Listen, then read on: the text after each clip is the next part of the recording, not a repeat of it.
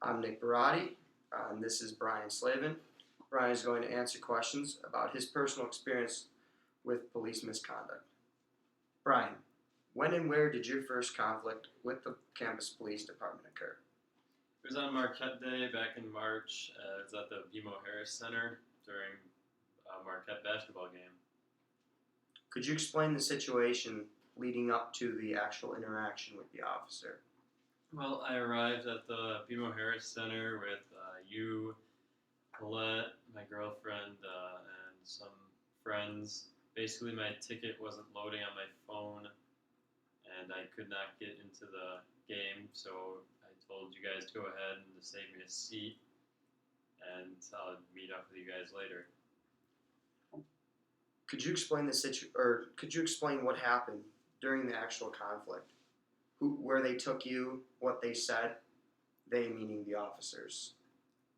Well, when I got into the game finally, I went to the section you guys were at, and they told me it was full, and I was upset because you guys were in there, and I kept telling them that there were seats saved for me in there, and they just didn't believe me. And eventually, a security guard came out of the section and got in my face, and I'm not sure why he did that.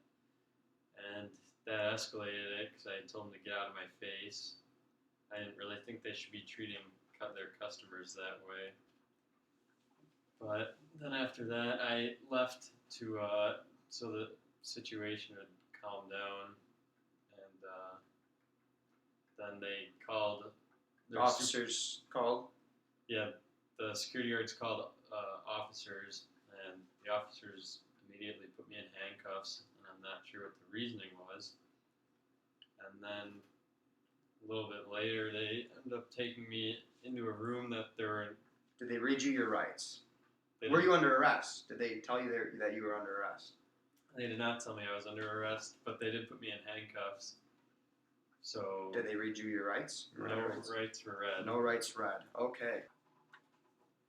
At the time, were you able to sense what was happening to you was actually police misconduct, and did you know what police misconduct was?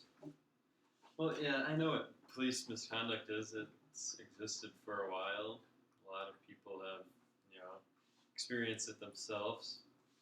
But yeah, I thought I was experiencing it because I thought personally the security guard was at fault in this situation, not really me, as I tried to leave and, dial down the situation. Would knowing your civil rights and keeping calm during the process, if this were to happen in the future?